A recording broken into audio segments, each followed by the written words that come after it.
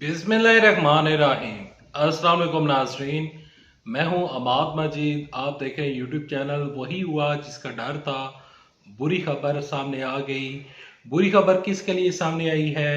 अमन मीर साहब ने बड़ा तहलका खेज इंकशाफ किया है। अमन मीर साहब की बड़ी खबर क्या कहती है, इसके अलावा हुकूमत के लिए क्या बुरी खबरें हैं, और इमरान खान साहब के लिए क्या अच्छी और क्या बुरी खबरें हैं। ईद के बाद क्या होने जा रहा है, सियासत में एक बड़ी तब्दीली देखने को मिलने जा रही है। ये तमाम तर बड़ी खबरें आगे चलकर आप साथ वीडियो में शेयर करूंगा।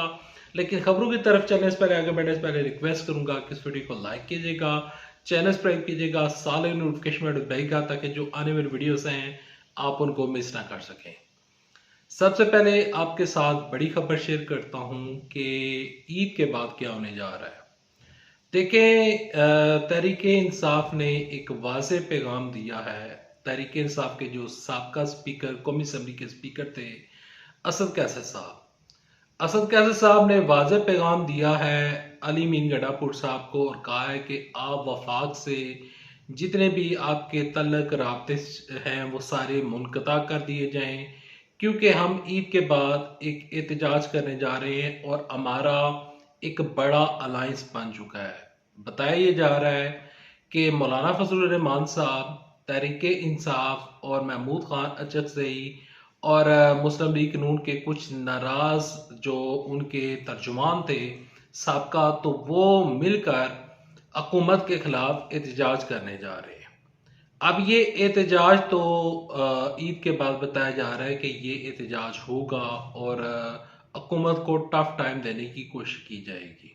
एक तरफ से ये खबर है, दूसरी जानब से राना सनाउल्लाह साहब ने कुछ नए बयान दिए हैं जिनको लेकर इस टाइम मीडिया काफ़ी ज़्यादा तजस्सुस का शिकार है कि राना सनाउल्लाह साहब आया कि वो मुस्लिम लीग नून का हिस्सा भी हैं या नहीं।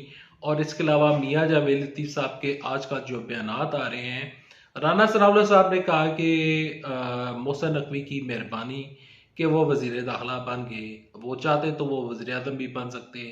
पहला बयान ये। दूसरा बयान ये कि इमरान खान साहब को जो सज़ाएं दी गई वो सज़ाएं जल्दी ही ख़त्म हो जाएंगी, और इमरान साहब को ये जितनी भी सज़ाएं दी गई इससे हमारी पार्टी को नुकसान हुआ। मुस्लिम लीग नून का काफ़ी वोट बैंक टूट गया इन सज़ाओं की वजह से। राना सनाउल्लाह साहब ने ये बयान दिया। मियाँ जावेद लतीफ़ साहब भी, वो भी हुकूमत के खिलाफ नज़र आ रहे हैं, अपनी हुकूमत के खिलाफ नज़र आ रहे हैं। और इस टाइम बज़ाहिर ये लगता है कि हुकूमती जो पोजीशन है वो कमज़ोर हो चुकी है और हुकूमत के खिलाफ बड़ा एहतजाज होगा। और तहरीक इंसाफ ये उम्मीद लगाए बैठी है कि तहरीक इंसाफ ये कामयाब हो जाएगी। और JUIF के जो मौलाना फजलुर रहमान साहब की जानब से जो हालिया कुछ बयान सामने आए हैं, उन्होंने कहा है कि 25 अप्रैल को वो हम हुकूमत के खिलाफ एहतजाज करेंगे। और सीनियर साफ़ी अहमद मीर साहब ने बड़ी खबर दी है कि इमरान खान साहब की मकबूलियत में इजाफा हो रहा है और अवाम आज भी इमरान खान साहब के साथ खड़ी है। लेकिन इमरान खान साहब के चंद लोग इमरान खान साहब के साथ खड़े नहीं है। अब अहमद मीर साहब ने यह खबर क्यों दी और इस खबर के पीछे क्या लॉजिक है? देखें, इमरान साहब के जो तर्जमान हैं या यूं कह लें कि फोकल पर्सन है शेर अफजल मरवत साहब। शेर अफजल मरवत साहब ने ये बड़ी खबर दी थी कि तहरीक इंसाफ के 40 लोग, 40 MPA वो हमारे साथ नहीं है और एक नया हल्का बनी, यानी कि एक नया दड़ा बन चुका है। और हमारे चंद जो नाराज लोग हैं, तकरीबन 40 के करीब MPAs हैं, वो कभी भी किसी भी दूसरी पार्टी में जा सकते हैं।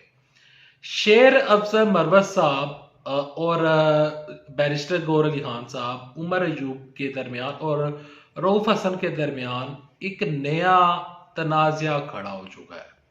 शेर अफजल मरवत साहब कहते हैं कि मैं तहरीक इंसाफ का तर्जुमान हूँ। रऊफ हसन साहब कहते हैं कि मैं तहरीक इंसाफ का तर्जुमान हूँ। इसके अलावा जहाँ पर जो उमर यूब साहब है वो कहते हैं कि तहरीक इंसाफ का मैं तर्जुमान हूँ, मैं फोकल पर्सन हूँ। तहरीक इंसाफ के लोग आपस में ही लड़ रहे हैं। तहरीक इंसाफ के लोग आपस में ही एक दूसरे, यानी कि पार्टी के साथ वो सिंसियर नहीं है। हर शख्स ओहदों की लालच में लगा हुआ है। हर शख्स ये चाहता है कि इमरान खान साहब के बाद उसका नाम आ जाए। इमरान साहब जेल में हैं, इमरान साहब के ऊपर जो केसेस हैं, जिसमें तोशाखाना का केस उनके ऊपर टल चुका है। ईद के बाद काफ़ी केसेस की समाअत होगी, जब होगी तो उसके ऊपर उस टाइम खबर बनाऊंगा और आपके साथ वो रिपोर्ट शेयर करूंगा। लेकिन इमरान खान साहब जो करना चाह रहे हैं वो चीज़ किस तरह कामयाब होगी? इमरान साहब की जब पहले हुकूमत गई थी तो उस टाइम भी पार्टी के लोगों का यही हिसाब था। उस्मान बुज़दार की जगह पर उस टाइम अब्दुल हलीम खान साहब वो वजीर आला पंजाब बनना चाहते थे, और जो फैजुल हसन चौहान साहब थे वो वजीर आला पंजाब बनना चाहते थे, और जहांगीर तरीन साहब जो है वो अपना बंदा वजीर आला पंजाब के तौर पर लाना चाहते थे। अब जो तहरीके इंसाफ की मौजूदा इस टाइम जो सिचुएशन बन चुकी है, इससे मुझे नहीं लगता कि ये लोग हुकूमत को टफ टाइम दे पाएंगे, क्योंकि सारे जो जितने भी तर्जुमान हैं, जितने भी फोकल पर्सन हैं, वो अपने सीटों के चक्कर में लगे हुए हैं, वो अपने ओहदों के चक्कर में लगे हुए हैं। अब इस तरह के बयानों को देने की क्या तुक बनती है कि फोकल पर्सन मैं हूँ?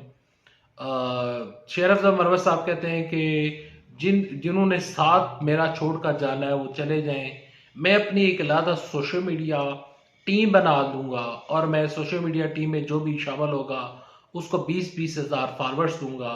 मुझे ये फोकल पर्सन का ओहदा नहीं चाहिए। फोकल पर्सन का ओहदा क्या होता है? क्या ये कोई चेयरमैन सेनेट होता है? क्या कोई वज़ीर आज़म का ओहदा होता है? मुझे ये ओहदा नहीं चाहिए। मैं इमरान साहब के साथ खड़ा हूँ। इमरान साहब एक दिन उनकी जानब से बयान सामने आता है कि शेर अफजल मरवत साहब को पार्टी से निकाल दिया गया है। दूसरे दिन बयान आता है कि रऊफ हसन, अब जब मैं ये वीडियो रिकॉर्ड कर रहा हूँ तो रऊफ हसन साहब को डी नोटिफाई कर दिया गया है कि आप हमारी पार्टी के फोकल पर्सन नहीं है, और उनकी जगह पर शिबली फराज साहब को लगा दिया है। ये तहरीके इंसाफ आखिर कर क्या रही है? यहां पर मैं ये नहीं कह रहा कि तहरीके इंसाफ के साथ उनके जो वोटर्स हैं उनका साथ नहीं दे रहे। इमरान साहब को नो डाउट 2024 के इलेक्शन में, हालिया इलेक्शन में, उनको ठीक ठाक वोट पड़ा है, मेजॉरिटी उनके पास थी। नेशनल असेंबली में सबसे ज्यादा नशिस्तें तहरीके इंसाफ के आजाद उम्मीदवारों ने निकाली थी।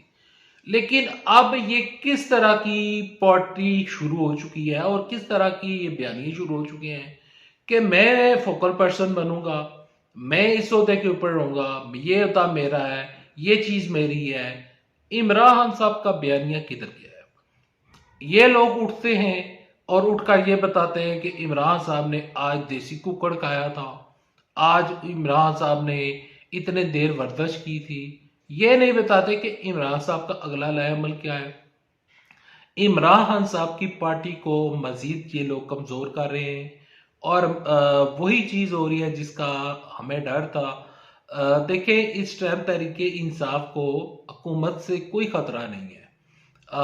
तहरीके इंसाफ को उनके जो वोटर्स हैं उनके साथ आज भी खड़े हैं, और वो लोग तहरीके इंसाफ को वोट डालेंगे। लेकिन जब तहरीके इंसाफ के तर्जुमान फोकल पर्सन अपनी पार्टी के साथ नहीं खड़े और वो अपने ओहदों के चक्कर में लगे हुए और ये बता रहे हैं कि 40 लोग हमारा साथ छोड़कर चले गए हैं, तो असद कैसे साहब जो कह रहे हैं कि हुकूमत के खिलाफ एहतजाज होगा, एहतजाजी तहरीके शुरू करेंगे, रोडों के ऊपर निकलेंगे, जलसे करेंगे, जुलूस करेंगे, और शेर अफजल मरवत साहब कहते हैं कि मैं अकेला निकलूंगा, इमरान साहब ने मेरी जिम्मेदारी लगाई है। ये लोग आखिर करना क्या चाहते हैं?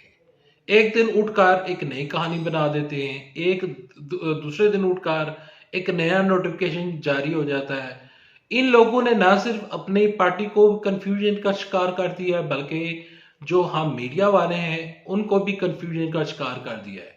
हम उठकर एक खबर देते हैं कि आज फोकल पर्सन रऊफ हसन साहब को बना दिया गया है, अगले ही 12 घंटे गुजरते हैं रऊफ हसन साहब को उठा दिया जाता है, शेर अफजल मरवत साहब इन कर दिया जाता है। ये किस किस्म की सियासत हो रही है? देखें, मेरी नज़र में जो मौजूदा हुकूमत है, अगर तहरीक इंसाफ की यही रविश रही, तहरीक इंसाफ के लोगों की यही पॉलिसी रही, तो ये लोग देखें मजीद अपनी पार्टी को कमज़ोर करेंगे। मुझे नहीं लगता कि हुकूमत कहीं जा रही है, और हुकूमत को ये टफ टाइम देने की सलाहियत रखते हैं, क्योंकि ये लोग आपस में ही इत्तेहाद नहीं कर रहे हैं, तो हुकूमत को टफ टाइम किस तरह दिया जाएगा? और हुकूमत के खिलाफ एहतजाजी तहरीकें चलाने से आज तक कोई हुकूमत पाकिस्तान की तारीख में नहीं गई है। जब इमरान साहब की हुकूमत गई थी तो एक तहरीक अदम एतमाद आई थी और तहरीक अदम एतमाद के बाद इमरान साहब की हुकूमत गई थी। अब अहमद मीर साहब बेशक कहें कि इमरान साहब की पॉपुलैरिटी बहुत ज़्यादा बढ़ चुकी है। अब जितने भी बड़े बड़े तजिया निगार हैं वो बेशक कहें कि इमरान साहब की पॉपुलैरिटी बढ़ चुकी है। इमरान साहब की पॉपुलैरिटी अवाम में बढ़ी है। इमरान साहब के पास नशिस्तें नहीं है। इमरान साहब के पास यहाँ पर राज्य असम्बली में उनकी 2/3 मेजोरिटी नहीं है।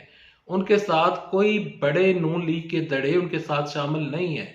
तो फिर हुकूमत किस तरह जाएगी? कोई लॉजिक नहीं बनती कि उठकर ये लोग कहते हैं कि हम हुकूमत को गिरा देंगे। किस तरह गिराएंगे? इनका फोकस सबसे पहले होना चाहिए कि इमरान साहब को किस तरह जेल से बाहर लाना है। इमरान साहब अगर जेल से बाहर आ जाते हैं तो पार्टी मुत्तहिद हो सकती है और हुकूमत को टफ टाइम दिया जा सकता है।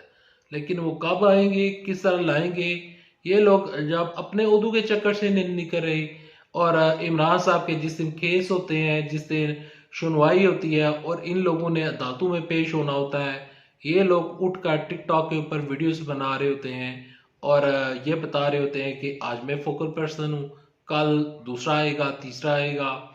इमरान साहब के केसों के बारे में ये लोग हैंडल नहीं कर पा रहे हैं और सिर्फ और सिर्फ अपनी ज़ात का सोच रहे हैं। Well, thanks for watching this video. Next video तक लेते इजाजत। अल्लाह आप सबका मीना असर हो। उम्मीद करता हूँ वीडियो पसंद आई होगी।